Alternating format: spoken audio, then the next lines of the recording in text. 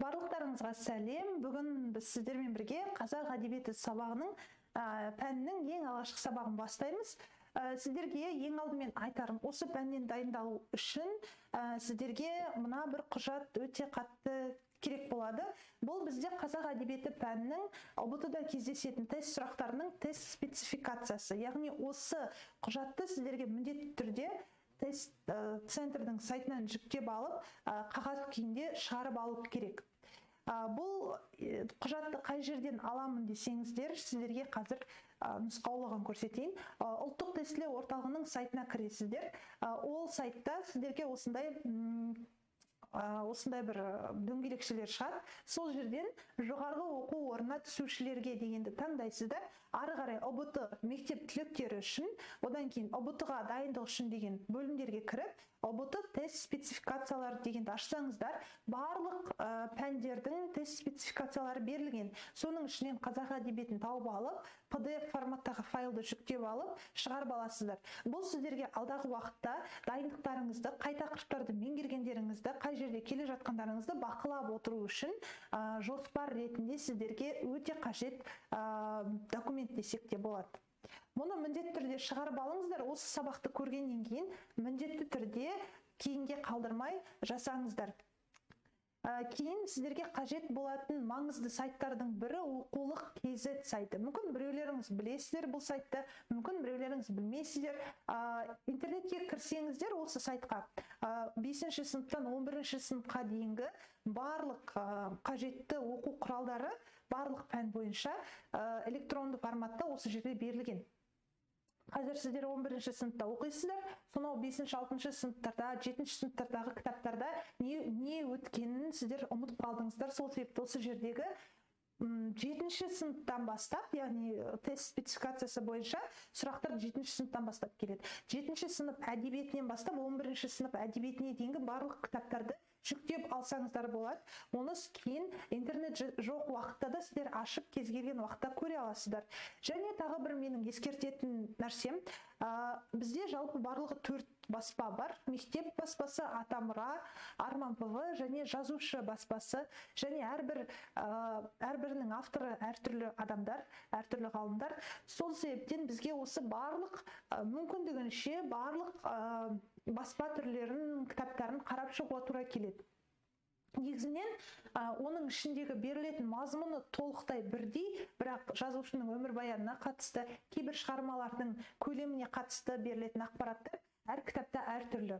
Бірақ тест-центрдің қызметкерлерінің айтуынша, бұл оқулықтардағы әртүрлі мәліметтерді тест құрастырушылар тестке енгізбейді. Шынымен де былтырғы оқу жылында жазушылардың, ақындардың өмірбаянына қатысты, жылдарыға қатысты сұрақтар келген жоқ. Барлық сұрақтар барлық кітапқа бірдей келетін шығарманың сюжетінен, ішіндегі мазмұнынан, композициялық құрылымынан алынған болатын. Сондықтан, бірақ сонда да сіздерге барлық 4 баспаның кітаптарын да қарастыруға тура келеді. Ол өздеріңіздің дамуларыңыз үшін, жан-жақты болуларыңыз үшін міндетті түрде қажет. Сондықтан бүгінгі сабақты көріп біткеннен кейін уақытты жоғалтпай, осы сайтқа кіріп, 7-ші сыныптан 11-ші сыныпқа дейінгі барлық кітаптарды жүктеп алыңыздар дегім келеді әдебиетке қатысты. Бүгінгі біздің өтетін тақырыбымыз көнеден жеткен жәдігерлер, яғни Орхон енесі ескерткіштері, Күлтегін жыры, Қорқыт ата және Қыз жібек жыры. Бұл жерде сіздерге мен тақырыптарды топтастырып алғанның себебі осылай. Сол тест спецификациясында көрсетілген реттілік бойынша. Бірақ барлығы олай бірдей емес. Кейбір жерде қай тақырыптар бір-бірімен келеді, соларды бірге топтастырдық. Енді ары қарай сіздер жекеден осындай жеңіл сұрақтардан күрделіге қарай, ары қарай повесть, романдарға қарай көшетін боламыз. Және соңында қайтадан күрделі сұрақтардан оңай сұрақтарға қайтадан көшеміз. Яғни повесть, романдарды оқып біткеннен кейін өлең, оның құрылымы деген сияқты тақырыптар қалады. Ең бірінші біз Қыз жібек жырына тоқталайық. Бұл жыр лира эпостық жыр, яғни лира эпостық жырлар Бізде бар батырлық жырлар және лира эпостық жырлар. Лира эпостық жырлардың басқа жырлардан айырмашылығы бұл жердегі басты кейіпкерлері бір-біріне ғашық жандар, яғни жастар ғашықтық жолында, махаббат жолында күрескен, өздерінің бас бостандығы үшін күрескен жастардың өмірі туралы айтылады. Яғни батырлық жырында елді, жерді сыртқы жаудан қорғау болса, лира эпостық жырлардың мазмұны мүлдем бөлек. Міне бұл тақырып, бұл жырлардың басты тақырыбы жалпы тек Қыз жібек жырына ғана қатысты емес, барлық лира эпостық жырларға қатысты. Осы сәтте естеріңізге түсіре отырсаңыздар болады, қандай әдебиетте біздің төл әдебиетімізге қатысты қандай лира эпостық жырлар бар және шығыс елдерінен келген қандай лира эпостық жырлар бар. Бізде Қыз жібек жыры сіздердің спецификацияларыңызда бар. Бұл жыр, шатаспасам, 7-ші сыныптың оқулығында берілген. Қыз жібек жыры негізінен тарихи оқиға. Ол жердегі айтылып отырған оқиға шын өмірде болған, кейіпкерлердің барлығы шын өмірде болған тұлғалар. Жер-су атауларының өзіне қарап, жырдың шыққан жері, туған жері Батыс Қазақстан деп айтамыз. Негізінен пайда болған уақытын ғалымдар бір 15-16 ғасырлар деп айтады. Ол жерде суреттеліп отырған тарихи оқиғаларды, жалпы жырдың мәтінін қарау арқылы. Ең алғаш 19 ғасырда қағаз бетіне түседі, кейін бірнеше рет, бірнеше жылдарды араға сала отырып, Қазан қаласында баспадан басылып шыққан. Және бұл мәлімет соңғы берілген. Ең алғаш жырлаған жыршылар Қазақбай мен Көшлек деген ақындар. Бұл мәлімет байқауым бойынша 4 баспаның 2-еуінде берілген. Бұл жырда әдет ғұрып, салт дәстүрлерден естіртумен әмеңгерлік, жоқтау, қоштасу секілді дәстүрдің түрлері кездеседі. Негізі лира эпостық жырлардың ерекшелігі бұл жерде салт дәстүрдің көптеп көрініс табатынын байқаймыз. Сонымен қатар біздің халық ауыз әдебиетінің бір үлгісі айтыс, оның да 4 түрі бар екен. Оның жырда 4 түрлі жерде кездесетінін ғалым Мұхтар Әуезов жазады. Бұны да егер барлық баспа кітаптарын ақтарып қарап шықсаңыздар, сол жерден осы пікірді табасыздар. Яғни бізде айтыс жырда 4 жерде кездеседі дейді. Оның біреуі Қаршығаның шатырдағы Жағалбайлы жігіттеріне келген сәті, екінші айтылатыны Төлегеннің Сырлыбайға жолыққандағысы айтыс үлгісіне келеді дейді, және үшіншісі ол Бекежанның Төлегеннің өлімін естіртіп жібекке айтуы айтыс үлгісінде жатады, және төртіншісі Шеге мен жібек арасында жүретін айтысты айтады. Келесі бізде жырдың мазмұны. Бізге жыр туралы ақпараттарды жазып қана, оны біліп қана қою жеткіліксіз. Сіздерге толықтай жырды басынан аяқ толық нұсқасын оқу керек. Яғни бұл оқулықтарда толық нұсқасы берілмеген. Сіздерге ғаламтордан өздеріңіз, өз беттеріңізше ізденіп немесе кітапханаларға барып, осы Қыз жібек жырдың толық нұсқасын табу керек болады. Өйткені алдыңғы сайтта көрсетілген оқулықтарда толық нұсқасы берілмейді, өйткені ол кітаптардың қасында хрестоматиясы жүреді, қалған жалғасы сол хрестоматияда беріледі, немесе аудио нұсқа ретінде қарастырылады. Сол себепті жырдың толық сюжетін оқу біз үшін өте маңызды. Егер бұрын оқыған болсаңыздар да, сіздерге қайталап оқып шығып, менен кеңес жеке бір дәптер бастап, сол дәптерге осы жыр кейіпкерлері жалпы кез келген шығарманы оқысаңыздар, осы тақырыпқа қатысты, оның қысқаша мазмұнын өз сөздеріңізбен дәптерге жазып шығыңыздар. Негізгі жырдың кейіпкерлері бізде Базарбай, кейіпкерлерді де есте сақтаймыз. Ол Жағалбайлы елінің байы, яғни рулардың атауын бірге жазып отырамыз. Кім қай рудан шыққандығын. Төлеген әрине оның баласы, ары қарай Көкжорға ат, ол Төлегеннің астына мінген аты. Одан кейін Сансызбай, оның інісі, одан кейін Саудагер деген кейіпкер бар. Яғни бұл жерде берілген кейіпкерлер шығарма сюжеті бойынша шығып отыратын кейіпкерлер реттілігі бойынша берілген. Яғни осы реттілікпен жазып, одан кейін астына өз сөздеріңізбен оқып болған соң шығарманың сюжетін жазып шықсаңыздар болады. Сырлыбай ол Шекті деген рудан, Шекті елінің ханы болып айтылады. Оның 6 ұлы болған дейді, және Жібек деген қызы болған дейді. Одан кейін Қаршыға деген кейіпкер бар, одан кейін Бекежан, одан кейін Қорен деген қалмақ ханы, және Шеге ақын, шешен, батыр. Қаршыға ол бізде Базарбайдың уәзірі болса, Базарбай емес, Сансызбайдың уәзірі болса, Шеге ол бізде Базарбайдың қасында жүрген көмекшісі ретінде суреттеледі. Осындай бір детальдардың барлығын есте сақтауға тырысыңыздар, ал есте сақтаудың ең тиімді жолы ол дәптерге конспекттілеу. Жалпы оқиға неден басталады? Базарбай дейтін бай өзінің ұзақ уақыт бойы балалы болмаған, кейін оған оның Төлеген деген ұлы дүниеге келеді, 9 жылдан соң Сансызбай деген ұлы дүниеге келеді дейді. Одан кейін ол ұлдар ер жетеді, Төлегенге қалыңдық айттыру керек болады. Төлегенге бірақ өз еліндегі ешбір қыздар ұнамайды. Сөйтіп жүргенде саудагер оған Шекті елінің қыздары жайлы айтады. Сөйтіп ол өзінің қасына көп жігіттерді ертіп, 250 жорға алып Шекті еліне аттанады дейді. Ары қарай оған Қаршыға келіп Жібек жайлы естіртеді. Ол Жібекті көру үшін үлкен ұзын сонар көштің алдынан шығып, әрбір қызды Жібек екен деп ойлайды. Яғни осындай бір сюжеттерден тұрады. Оны естігеннен көрі сіздерге өздеріңізге оқып түсінген ыңғайлы. Әрбір көркем шығарманы өздеріңізге оқыған кезде ғана тиімділігі артады. Сондықтан ары қарай оқиғаның қалай болғандығын, не болғандығын өздеріңізге қалдырғым келеді. Сюжетті оқу ол өздеріңізге берілетін тапсырма. Ары қарай жырды оқу барысында қатты бір мән беретін детальдар бар. Ол сюжеттің ішінде, мысалы, Жібектің түсі. Төлегеннің өлімі туралы негізі алдын ала сезгені Жібектің түс көргендігі арқылы болады. Бір жерде оны тек қана Төлеген мінген көкжорға аттың ертоқымсыз бос келгенін көргенде деген нұсқа берілсе, бір оқулықта бізге 1-ден 3 түс көргендігі айтылады. Одан соң жаңағы бидайықтың қолына жанып тұрған шырақтың өшіп қалғандығын, одан кейін бидайық деген құсты тұйғын желкесінен қиып түскендігін айтылады. Яғни осы түстің детальдары, яғни түсінде не көргендігін барлығын дәптерге жазған кезде асын сызып отырып детальдарға мән береміз. Одан кейін жырдағы жер-су атауларына да ерекше мән береміз. Бізде ең жиі кездесетін сұрақ болатын: Төлегеннің қаза тапқан жері қай жер деп. Яғни Бекежанның Төлегенді өлтірген жері жырда Қособа деген көл деп аталады.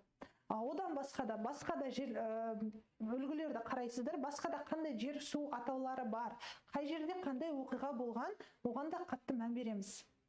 Және Төлегенді қалай өлтіргендігі туралы. Төлегенді атқалы жақындап келіп тұр екен, мылтыққа білте басады, аруағы асады. Яғни садақпен емес, қылышпен емес, мылтықпен атқандығы туралы айтылады. Осындай детальдарға сақ болыңыздар. Одан кейін бұл бізде 6 қазбен Төлегеннің қоштасуы, яғни Төлеген елінен аттанған кезде онымен бірге ұшып шыққан 6 қаз болған, және ол өлімінің сәтінде сол 6 қазды көріп, соларға айтқандай болып, өзінің әкесімен, анасымен, жібегімен қоштасу, інісімен қоштасуды айтады. Яғни бұл бізде басқаша қоштасу немесе бақұлдасу дейді. Дүниеден өтейін деп жатқан адамның тірі қалмасын білген соң өзінің жақындарымен қоштасқанда айтатын өлең түрінде келген сөздері. Бұл да біздің салт дәстүрдің бір түрі болып табылады. Сонымен бізде Қыз жібектің сюжетін оқу ол сіздердің өздеріңіздің еншілеріңізде. Ары қарай бізде Орхон Енесей ескерткіштері. Бұл тақырып негізі көне дәуір әдебиетіне қатысты сұрақтар. Жалпы 35 сұрақты біз 100% деп алсақ, оның бір 20-25% ғана осы тақырыптарға келеді. Бірақ бізде білесіздер, ұлттық бірыңғай тестілеуде әрбір балл, әрбір ұпай бізге маңызды. Әрбір дұрыс жауап бізге маңызды. Сондықтан бұл тақырыптарға бей-жай қарамай жақсылап оқыңыздар дегім келеді. Орхон Енесей ескерткіштерінің ең алғаш тапқан адам ол Ядринцев, солтүстік Моңғолия, Орхон Селенга өзендерінің бойынан табады. кейін ол жердегі жазуларды ұзаққа дейін ғалымдар сырын аша алмай жүреді. Әртүрлі ғалымдар арасында пікірталастар болды. Ешкім бұл жазуларды көне түркі жазуы екен деп ойлаған жоқ. Өйткені ол кезде Еуропа центристік көзқарас қатты бейім болатын. Жалпы осы Орта Азияда өмір сүретін барлық халықтарды жабайы тағы деп есептейтін. Яғни Ресейден келген неміс, Еуропа ғалымдары, орыс ғалымдары барлығы өздерінің жазбаларында қазақ халқының да, басқа халықтарды да, осы түркі халықтарын, көшпелі халықтарды барынша жабайы тағы халық ретінде көрсетуге тырысты. Бірақ сол себепті де Еуропа центристік көзқарас қатты ұстанылып тұрғаннан кейін сол уақытта ешкім ол жазудың көне түркі жазуы болуы мүмкін деген ойда ешбір ғалымға кіріп шыққан жоқ. Барлығы бір көне бір арами жазуы шығар, армян жазулары шығар деген сияқты әртүрлі нұсқаларды айта бастады. Страленберг деген зерттеуші ол жазуларды өз тілінде руна жазу деп атады. Яғни Скандинавия халықтарының тілінде құпия, сыры ашылмаған деген мағынаны білдіретін. Кейін бұл жазуды Вильгельм Томсон деген ғалым 1893 жылы 25 қарашада Дания Корольдік ғылым академиясының алдында бұл жазулардың сырын ашып оқи алғандығы туралы айтады. Яғни бұның ешқандай да өзге халықтардың жазуы емес, көне түркі халықтарының руна жазуы, және ол жерде ең алғашқы тәңірі және түрік деген екі сөздің жазылғандығы туралы айтады. Кейін осы Томсонның ары қарай бұл жазуды оқи алуының әсерінен, себебінен ары қарай оны Радлов орыс тіліне аударады. Кейін қазақ ғалымдары Айдаров, Өмірәлиев, Құршанов, Томанов секілді ғалымдар ары қарай зерттеуге алып, осыған қатысты кітаптар жазады. Енді бұл ескерткіштерде кімдер туралы жазылған? Елтеріс қағанның балалары Шығыс түрік қағанатының 17-ші қағаны Білге мен оның інісі Күлтегіннің өмірі мен күрестері туралы жазылған. Және кейбір тастарда қағанның кеңесшісі Тоныкөктің даналық ойлары да берілген. Сіздерге мына жолды есте сақтауға кеңес беремін. Әкем қаған өлгенде інім Күлтегін 7 жаста қалды. 10 жаста ұмай текті шешемнің бағына інім Күлтегін ер атанды дейді. Яғни Білге ол ағасы, Күлтегін оның інісі. Білге билеуші қаған болған, ал Күлтегін оның жанында көмектесіп, оның әскер басы, қолбасы, батыры ретінде жүрген. Яғни қазіргі қазақ хандығына жақын кезеңдегі Керей мен Жәнібек сияқты. Және олардың әрбір жастарында не жасағандығы туралы кітаптан оқып шығуларыңызға кеңес беремін. Бұл Орхон Енисей ескерткіштері туралы ұзағырақ, көлемдірек ақпарат беретін Арман ПВ баспасының кітабын қарасаңыздар, ол жерде кішкене толықтырылған ақпараттар молырақ беріледі. Күлтегін бізде тарихи тұлға, екінші Шығыс түрік қағанатының әскерінің бас қолбасшысы болған, көк түркінің көк семсері атанып кеткен батыр. Оның бұл ескерткіштерде 16 жасынан 47 жасына дейінгі ерлік істері берілген. Сол үшін сіздерге бұны оқу керек болады, толық сюжетін, және әрбір жаста ол кісінің не істегендігін, кімдермен соғысқандығын қысқаша өз сөздеріңізбен сол сюжеттерді жазатын дәптерге жазуларыңыз керек болады. Және бұл шығармада әртүрлі елдердің, ру тайпалардың аттары аталады. Олар қазіргі кезде ол тайпалар жоқ, бірақ бұрынғы кезде солай аталған қазір халықтар бар. Мысалы, ол жерде қырғыздар да аталады, ол жерде табғаштар деп қытайлар да айтылады. Сондықтан тайпалардың аттарына да мән береміз. Күлтегін жазуын біз кіші жазу және үлкен жазу деп екі топқа бөлеміз. Бұл жазуларды тасқа қашап жазған авторы Иолық Тегін. Үлкен жазуда 428 жол, 53 қатар берілген.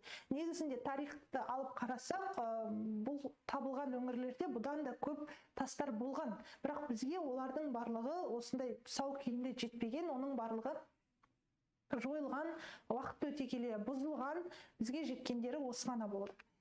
Күлтегін жырының негізгі басты идеясын екі түрлі оқулықта екі түрлі беріледі. Енді жалпы түрде алсақ, ол түркі халқын ауызбіршілікке, сыртқы жауға қарсы ұйымдасқан күреске, ежелгі ата-баба жолымен дәстүрін берік ұстауға үндеу болса, жекелеген бір кітапта Күлтегін батырды түркі қағандығының құдіретті тұлғасы ретінде көрсету деп берілген. Бұл екі идеяның екеуі де маңызды. Егер де көп жауапты нұсқада келсе, осы екі нұсқаны таңдауға болады.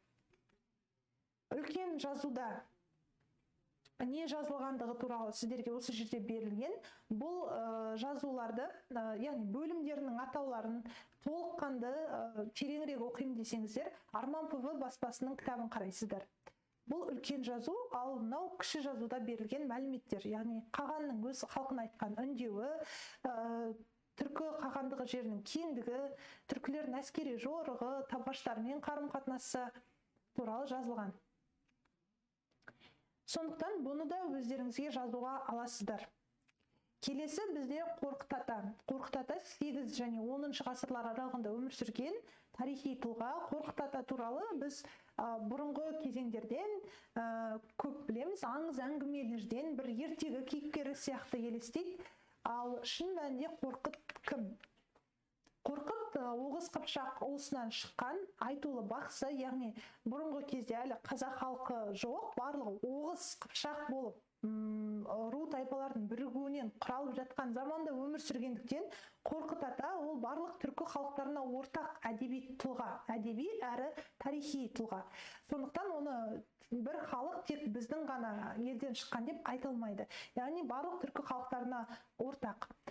Күйші, қобыз сарынын алғаш туындатушы өнерпаз, Қорқыттың қобызды алғаш қалай ойлап тапқандығы туралы да аңыздар бізге жеткен, және әйгілі жырау. Қорқыт қобыз аспабын ойлап тапты, және оның бізге жеткен бірнеше күйлері бар. Қорқыт, Башбай, Әупбай, Желмая, Елімай, Халқымай, Сарын, Ұшардың ұлуы, Тарғылтана, Байлаулы киіктің зары деген секілді күйлері жеткен. Осы күйлердің әрқайсының, енді барлығы демеймін, бірнеше күйдің қалай шыққандығы туралы аңыздар осы оқулықтарда берілген.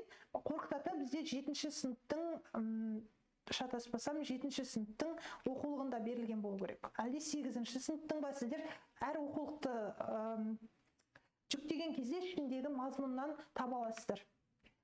Сосын бізде Қорқыт Ата жыры деген бар. Қорқыт Ата жыры дегенде сіздерде мынадай ой қалыптаспау керек. Оның авторы демек Қорқыт екен деген. Бұл бізде Қорқыт Ата жазып қалдырған кітап емес, Қорқыт Ата ойдан шығарып кеткен жыр емес. Бұл көне Оғыз Қыпшақтардың мәдени ескерткіші, түркі тілдес халықтардың ортақ мұрасы. Яғни бұл кітапта бізде 12 жыр берілген.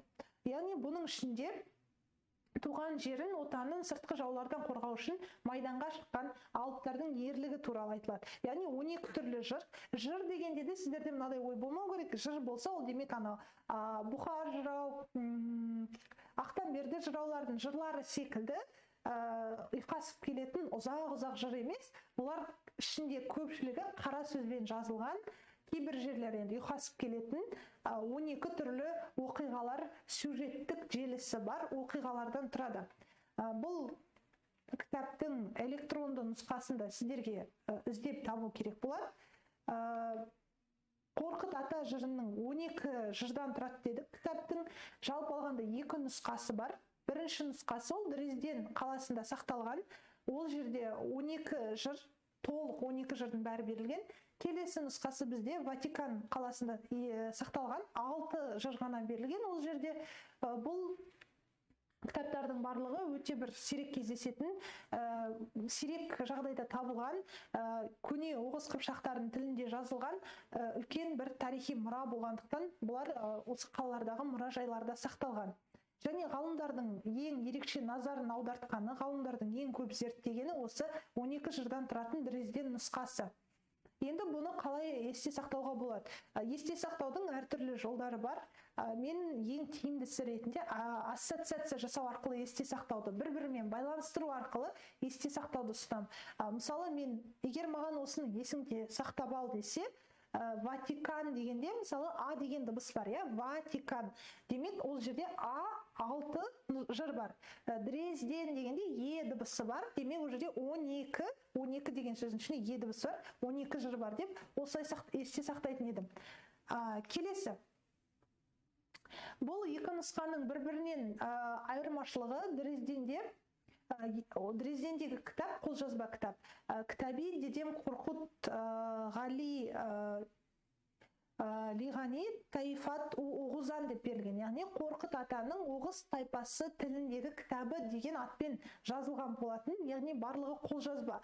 Қолжазба деген кәдімгі сол замандарда біреу оны халық аузынан жинап, кітапқа қолмен жазып кеткен құнды кітап.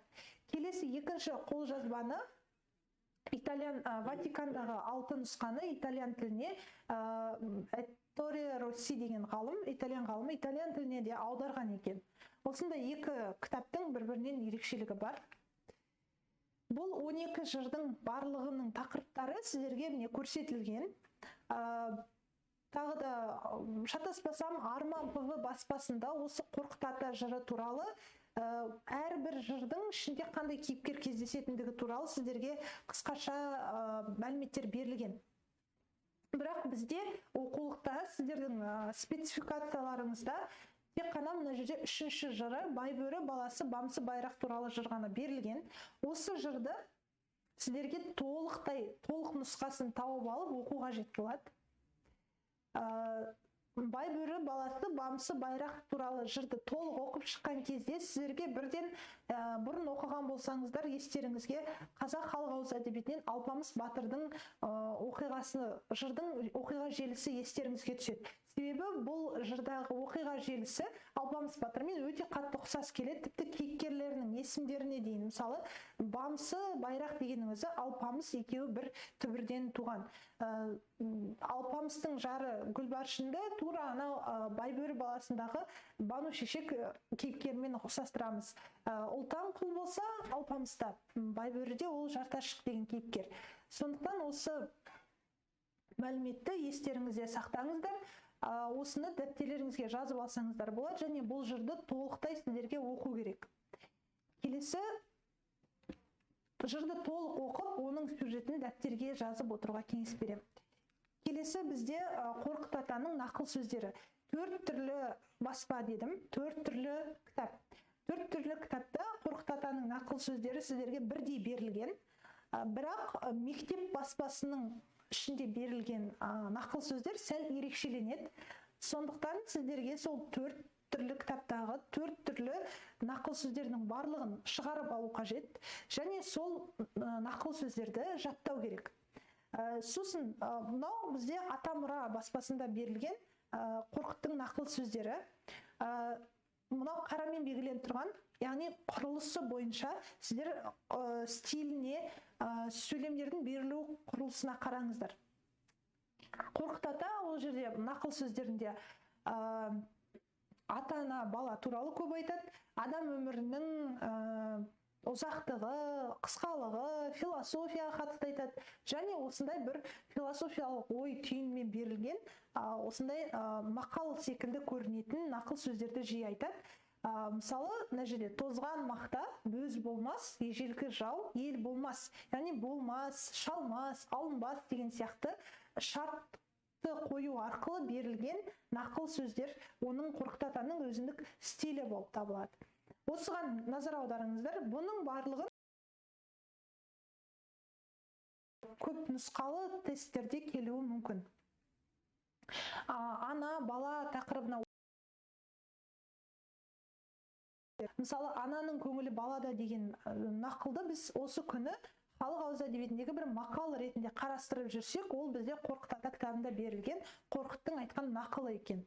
Жақсы ана қандай болады, жақсы қыз, жақсы ұл қандай болатын туралы бізде нақыл сөздерде берілген. Осылардың барлығын сіздер жаттайсыздар.